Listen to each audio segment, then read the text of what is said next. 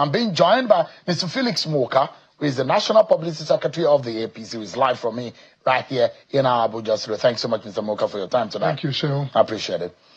And virtually is Prince Adewale Adebayo, who is a lawyer and economist, who is the presidential candidate of the SDP. He's joining us virtually. Thank you so much, Prince Adebayo, for joining us tonight.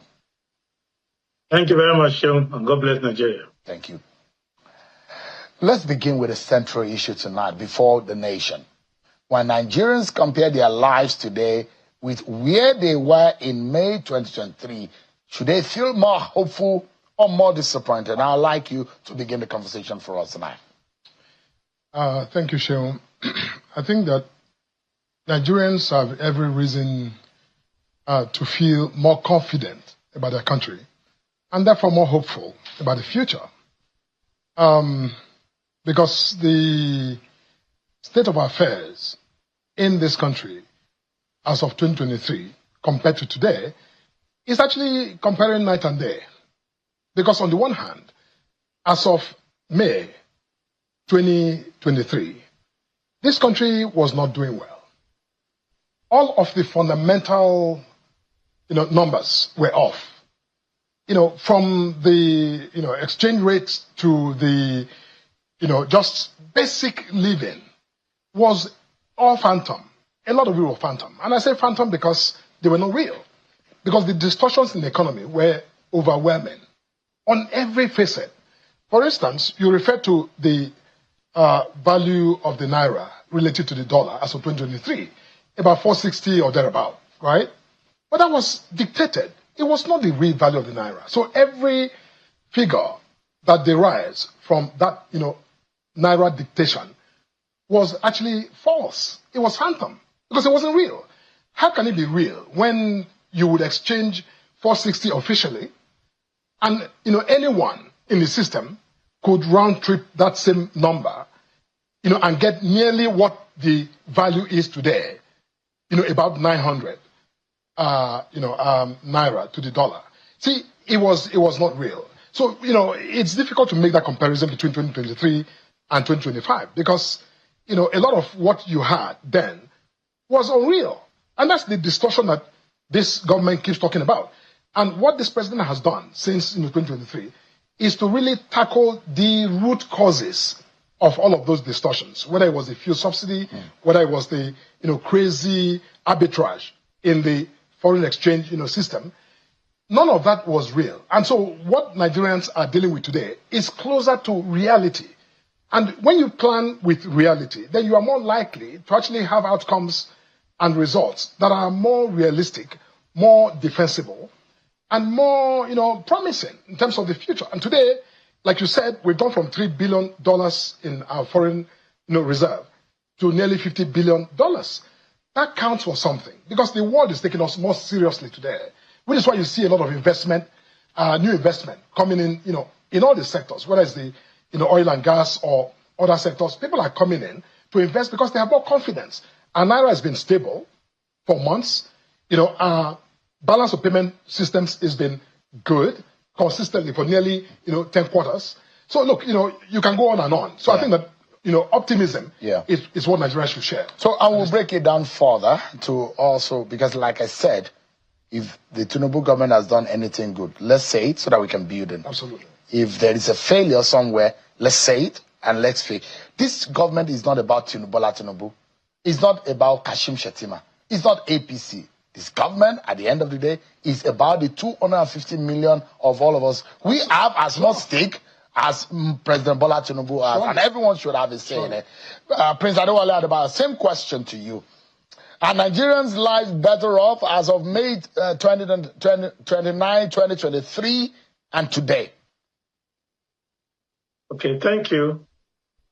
The fact of the matter is that no one's life is better off except those who are in government. You asking the question know that your life is not better off in terms of all the economic indicators. I know that my life is not better off and those of my neighbors are not better off. But I want us to understand something clearly, which is going to give us context, so that Mr. Monka or anyone who's participating in this conversation will not have they versus us mentality.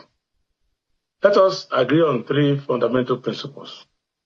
1, that 4 years ago or 3 years ago, 2023 that we're talking about, all the grim picture and the bleak statistics that Mr. Moka referred to were grim pictures and horror movies that were written after 8 years of APC in government.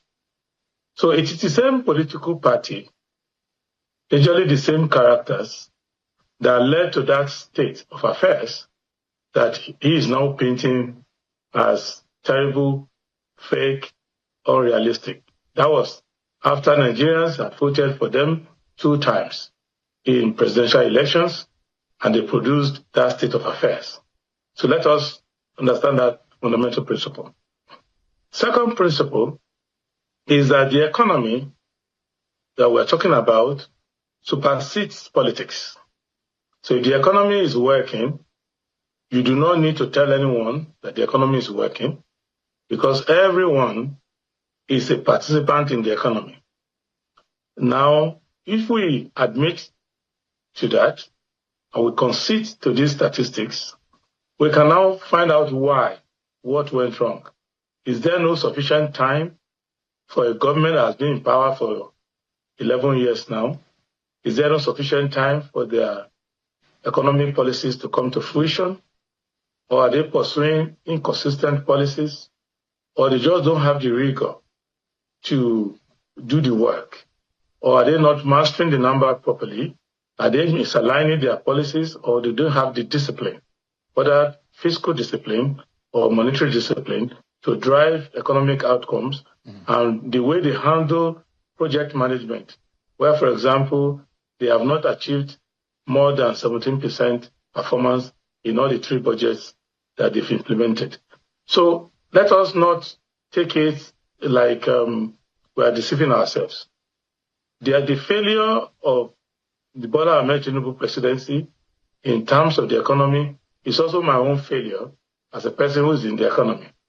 But my refusal to deceive myself in terms of the state of the economy would serve the country and the president better than we coming here defensively saying things that are not in reality. All right. So I submit with utmost respect and most sadly that President Tinubu's 3 years on the saddle is just a continuation of the initial 8 years wasted by that political party under President Muhammad Buhari. Right.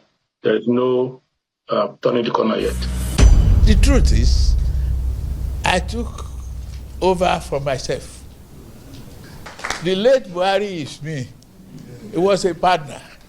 And if I took over from him, is that not from myself? Right, sir.